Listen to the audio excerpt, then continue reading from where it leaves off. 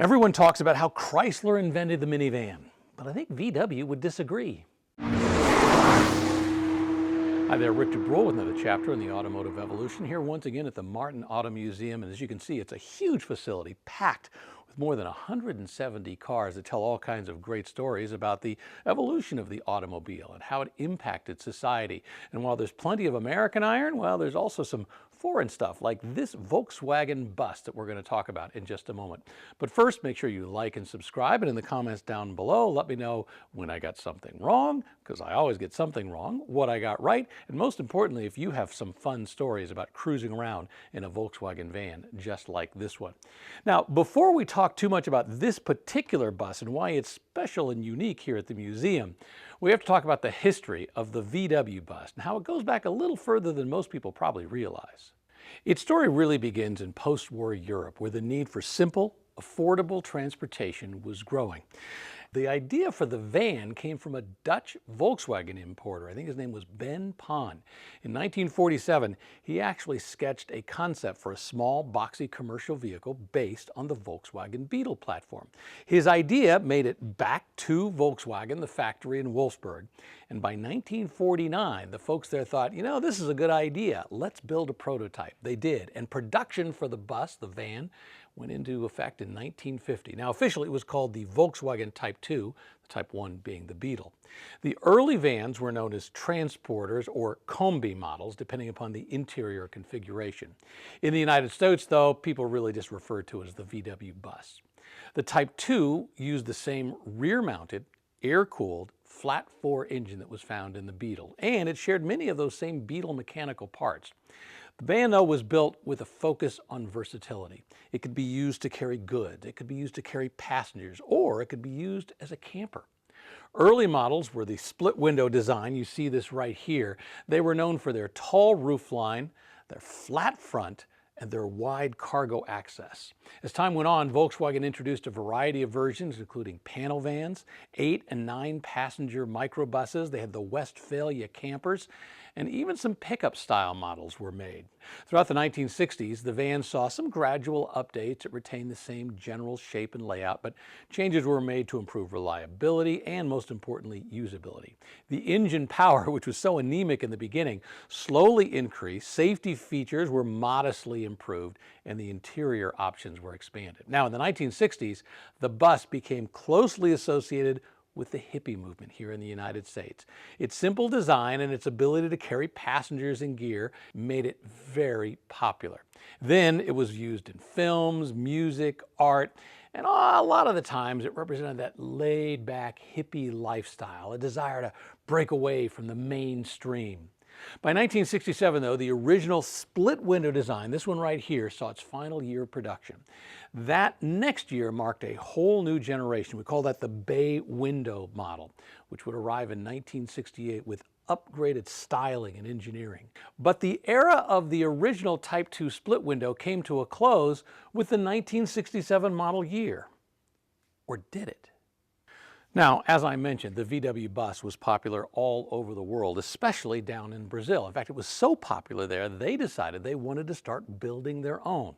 Production of the VW bus in Brazil actually started in 1957. Now, initially, the VW buses were actually assembled from kits that came over from Germany, but in 1959, Volkswagen of Brazil started its own production of the Type 2. Down there, they call it the Kombi. Now, because the Brazilian roads, especially in the rural areas, were often unpaved, they were poorly maintained, the suspension system actually had to be reinforced in the Brazilian versions in the rear to handle the heavier loads in the rougher terrain. Now, while the United States saw its very last split window bus in 1967, this design right here, this body style actually continued on in Brazil. They were building this look all the way up through 1975, and that's exactly what we have here at the museum. This is a 1973 Brazilian version of the VW bus, still having the split window, while in the United States that look had gone away. Quickest way to tell, by the way, is simply to look at the VIN number. If it starts with a B, well, that means you've got a Brazilian VW bus. Let's take a walk around and look at the styling of this Volkswagen bus. Once again, this is the Brazilian version, but this is basically what the US versions look like as well. And what's interesting is this styling from 1950 in the front pretty much continued on all the way through 1967 in the United States and into the 70s for these Brazilian versions. And of course, we call this the split window because that's exactly what you have, a split going down the front window. Very simple to build. It's simply two pieces of flat glass. If you want air conditioning, you pop that up. We'll show you that from the inside in just a moment. Two windshield wipers that very simply flop up and don't really do a very great job. But once again, the styling is really surprising when you realize from 1950 all the way through 1967 in the German factory, they really didn't change it very much at all. By the way, not very aerodynamic. It is pretty much just a brick going down the road. You'll notice that it is not a flat windshield, that it does angle out. There is no curve as such, but because of that right there, it angles. But still, it's not an awful lot of aerodynamic going into the design of this. One thing that's surprising about the VW bus is the fact that the wheelbase is the same as a Volkswagen Beetle because it was initially built on the Volkswagen Beetle's chassis, although I think they updated it as time went along and made it stronger. It is a lot longer, and that's because it has much more front overhang. You see that right there, and the reason being is you have the driver sitting up on top of the front wheels. We'll go inside in just a moment to show you more about that. And not the safest thing you can do, especially considering that they didn't have a collapsible steering column in these early 1967 and earlier models. But as you go towards the back, once again, the same wheelbase, although significantly longer overall. And of course, this is where the engine is hiding out. We'll show that in just a moment. We look at the surfboards up on top. That was classic. We'll talk about those Samba windows in a moment as well. But once again, very simple design, very elegant in many ways. And when people talk about the minivans, ultimately, this is how the whole situation began, with the concept of having something light and the ability to haul people around. All right, let's take a look at the engine. We'll lift the hood, if you want to call it that, at the back to show you this particular engine. Like all VW engines of this era, it is an air-cooled flat-4 horizontally opposed engine. Now, the roots of this engine actually go back to the 1930s. That's when Ferdinand Porsche and his team developed the concept for the original flat-4 engine that was going to go into what we call the Volkswagen Type 1, what most people call the Beetle. The design called for something that was lightweight, had to be reliable, and they wanted to have air cooling to eliminate liquid cooling. I mean, you think about it. That way you don't need radiator, you don't need hoses, you don't need all that messy coolant, and that just meant fewer parts that could fail. As I mentioned, the layout is horizontally opposed, meaning you've got two pistons on this side, two pistons on this side. Sometimes they call that the boxer configuration because they're going at it one after the other. One of the advantages about this layout is it actually keeps the center of gravity low. It's a flatter engine, and so as a result, it keeps the center of gravity of the car low. You think about this, for this big van with all that stuff up top, having the engine mounted low really helped an awful lot as they were putting their way into this. Now, I will tell you, I had a 1968 Volkswagen bus, and taking the engine in and out of these things is ridiculously simple. There are literally just 4 bolts that attach it. I would pull this fascia off right here, pull the bumper off, disconnect the 4 bolts, pull it out, drop it. It was super easy to do. As I mentioned, in the very beginning, this only had 25 horsepower. I think it was coming out of an 1100cc engine. But having the horizontally opposed engine, just like they had in the Volkswagen Beetle, made complete sense. And for the longest time, when they were building these, it was actually a solid way to get the VW bus and all you had to carry inside here on the road, moving where you wanted to go, assuming you weren't going up a big hill. Well, not surprisingly, the interior of a VW van from this generation is pretty Spartan. You know, it's really all about utility and simplicity.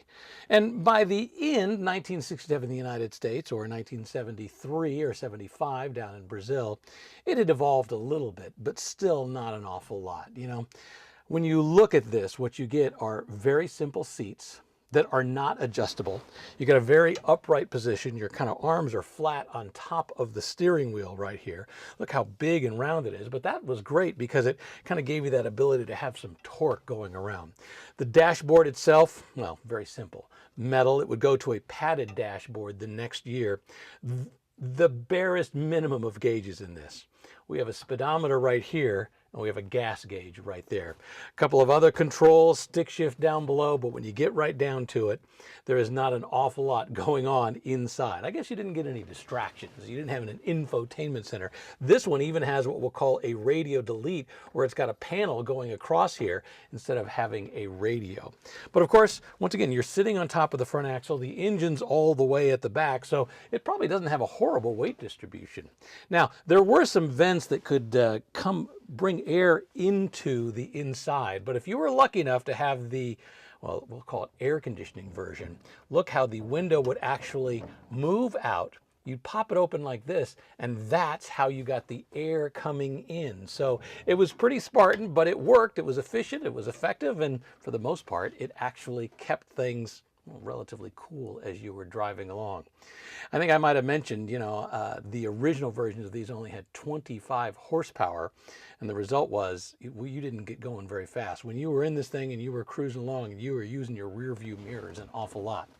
In the back, tons of room. Didn't matter which configuration you use, whether you simply had 3 rows of seats or whether you had 1 seat taken out or whether you had to convert it into a camper.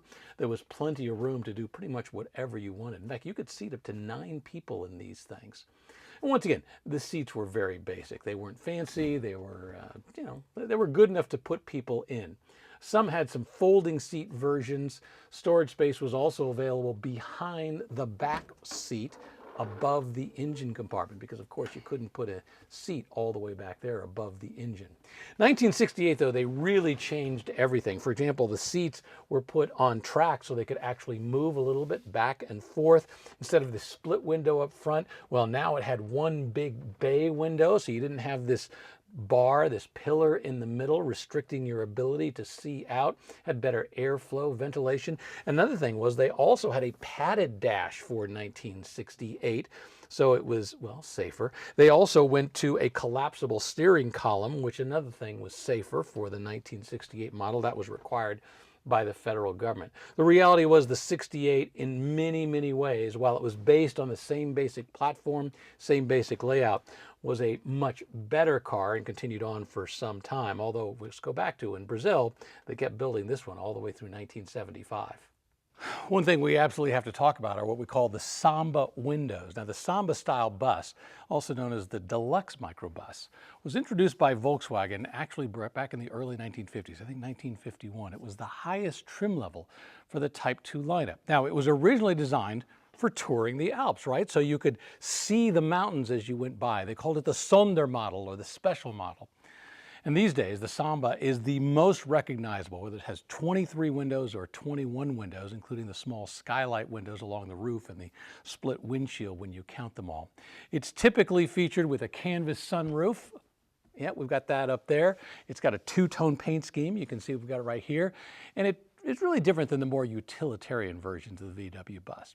By the mid-60s, though, changes to body design and regulations led to a gradual phasing out of the multiple window layout. The last split window Samba was produced in 1967 as Volkswagen transitioned to the second generation of the bay window bus, which no longer featured that split windshield up front or the Samba windows up on top. Now, today, an awful lot of people are taking older Type 2 from that split window generation and installing these Samba style windows up above. It's not an easy transition, but an awful lot of people are doing them to try to add value. But if you can get your hands on an original Samba style bus, the Special Deluxe, they're pretty valuable. You could say that the Volkswagen bus wasn't just the right vehicle at the right time, it was the right vehicle for a long time. I mean, they started building this style in 1950. The split window went all the way through 1967.